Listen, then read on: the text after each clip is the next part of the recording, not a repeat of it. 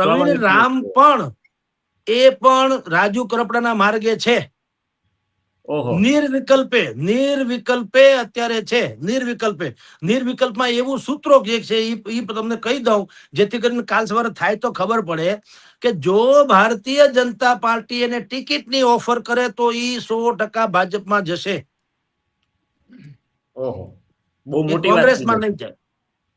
હા, પણ ટિકિટ મળે તો, કારણ કે એને લડવું છે, એમાં કઈ ખોટું નથી. કોઈ પણ માણસને મહત્વાકાંક્ષા હોય એ કઈ ખોટી વાત તો છે નહીં, પણ એ બાકી રીતે વેડફાઈ જવા માંગતા નથી. એનો એક સિદ્ધાંત છે પ્રવીણભાઈ રામનો, જે આપણે લોક બોલીમાં કહીએ ને કે કટાઈ જવા કરતા ઘસાઈ જવું સારું. બરાબર. એટલે એ એમ કે છે કે ભાઈ અમને ટિકિટ આપો ને અમે લડી લઈએ, જુદી વાત. બાકી તમે કાર્યકર તરીકે આવો ને પછી ઓલા સીજે ચાવડા જેવું થાય, ક્યાંય ના નહીં, જ્ઞાતા ને આવ્યા ને ક્યાંય ના નહીં, એવો ડખો ન થવો જોઈએ. અલ્પેશ જેવું થાય તો કોઈ મતલબ નહીં કે જોઈન્ટ થઈ ગયા ભાજપમાં પછી ઠનઠન ગોપાલ, એમ નહીં. અર્જુન મોઢવાડિયા થવું છે. અર્જુન મોઢવાડિયા જેવું કે હાર્દિક પટેલ જેવું. ઓકે, એટલે આ પૂર્ણ વિરામ મેં કીધું નથી, અલ્પ વિરામ છે. અને આ જે પક્ષનો સડો જે છે આમ આદમી પાર્ટીનો, એનાથી ઈસુદાન પણ મહત્તમ અંશે કહું છું એ વાકેફે છે ને થોડા ઘણા પીડિતે છે. બરાબર.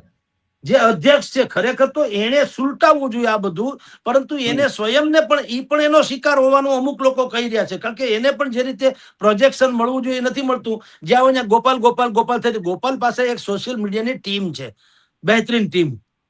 અને એ એવી ટીમ છે કે Gopal no doubt is a brilliant man, કે એ જે કંઈ કરે એ એના સોશિયલ મીડિયાના વર્કર સીધા કેમેરામાં કેદ કરી લે અને વાયરલ કરી દે. હવે ઇસ્યુ ખરેખર જન સંપર્ક વાળો જ હોય એટલે એને વાયરલ થઈ જાય, બીજી બધી ટીવી ટોકમાં જે છે એનો મુદ્દો મુકાઈ જાય એટલે એને પ્રોજેક્શન મળે.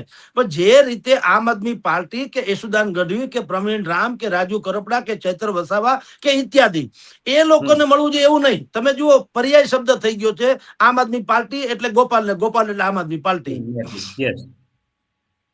ઈ ધૂંધવાટ જે છે એનું પરિણામ જે છે ને ઈ આ આવ્યું છે રાજુ કરપડાના રાજીનામાનું.